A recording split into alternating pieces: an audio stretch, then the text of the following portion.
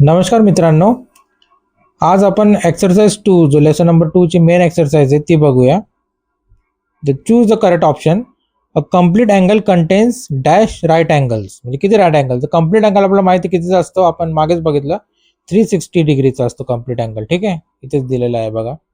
A complete angle is 360. मग त्यांनी विचारलंय की कंप्लीट अँगलमध्ये किती राईट अँगल बनू शकता. राईट अँगल कितीचा असतो? 90 डिग्रीचा. मग 90 डिग्रीला आपण जेव्हा 360ला आपण जर 90ने डिव्हिजन केलं तर किती येतील? 4.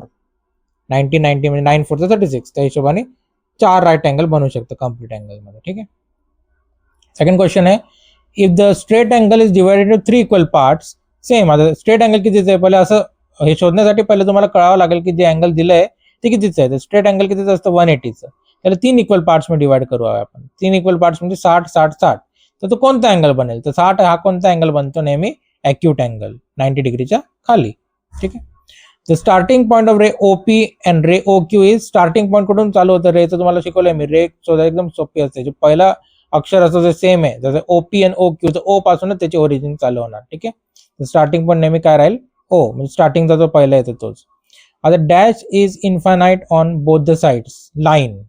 लाईन हा आपण किती पण वाढवू शकतो, त्याच्यात काहीच मेजरमेंट नाही की एवढंच आपण वाढू शकतो किंवा एवढंच आपण ठेवू शकतो.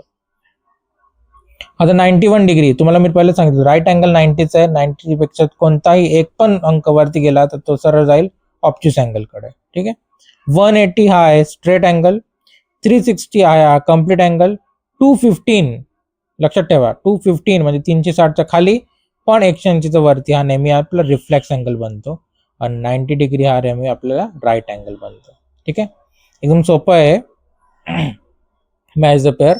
आता मी तुम्हाला इथे जोड्या लावून दाखवल्या नाहीये, पण तुम्ही त्या हिशोबाने तुमच्याकडे जोड्या लावून घ्याल. ठीक आहे.